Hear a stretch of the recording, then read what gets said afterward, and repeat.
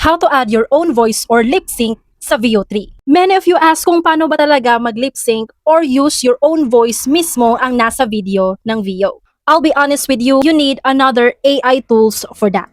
As Veo Pro doesn't support lip sync right now. Pero if afford nyo naman ang ultra plan ng Veo, you can upload your own wave voiceover and it will lip sync to it automatically.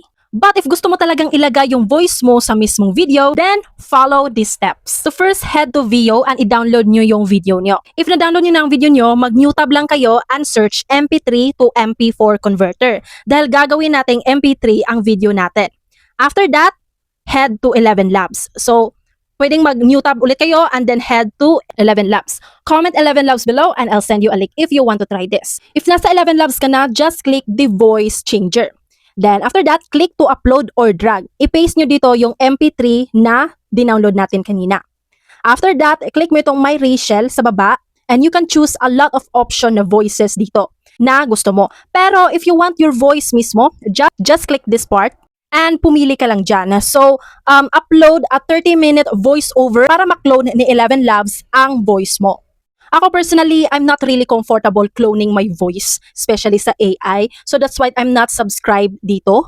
Pero if gusto mo talaga, if you really want, so you can try this.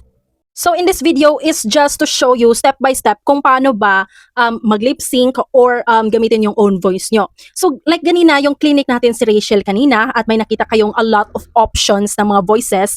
If meron kayong, if nag-clone voice kayo, dun malalagay yung voice nyo. I-click nyo na lang. Okay? Since wala akong clone na voice, na own voice ko, kaya wala akong ganun. So, pipili na lang tayo ng mga voices dito. Since female voice yung original video ko, we will choose a male voice para makita nyo talaga ang difference niya. You can adjust the stability, etc. sa voice, no? So, i-click nyo lang yan dito and you can adjust it based on your liking. So, by the way, remember, ang mga voices dito is American accent. So, dapat ang audio na i-drop nyo is mismong dapat your accent para ma-adapt yun ng AI. Then, after that, hit generate and download.